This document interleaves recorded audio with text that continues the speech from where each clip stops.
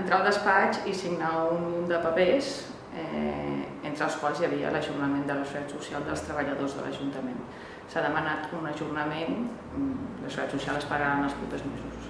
Treure a l'Ajuntament de la situació econòmica en la que es troba. L'Ajuntament està molt endeutat, tenim un problema de liquiditat.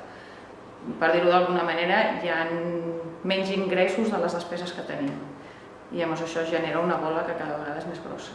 I l'objectiu principal és subsanar això. Ser un poble del qual els seus veïns se'n sentien orgullosos, que en aquests moments hi ha molta gent que no se'n sent orgullosa. Estem treballant en Diputació a nivell econòmic i a nivell de llocs de feina i estem fent un estudi, estan col·laborant amb nosaltres.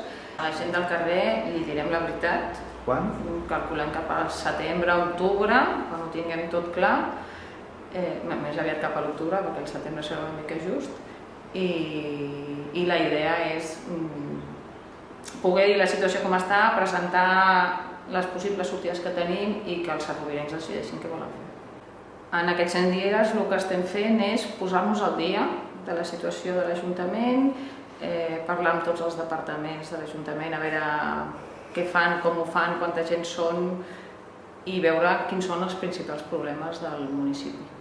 I a partir d'aquí tenir una foto de com és Sant Esteve i començar a treballar amb aquelles coses més importants, sense deixar de banda que s'ha d'atendre a la gent més necessitada i els problemes bàsics. Vam parlar amb tots d'entrada i vam parlar amb l'equip de govern que hi havia, però l'oferta que ens feien era de continuïtat. I nosaltres ens presentàvem com un canvi i llavors no podíem signar una continuïtat de govern. I llavors l'única possibilitat que ens va quedar, si volíem fer alguna cosa al poble i canviar la situació que hi havia, era fer un pacte amb les altres forces. El que sents pel carrer en general és que la gent tenia moltes ganes d'un canvi.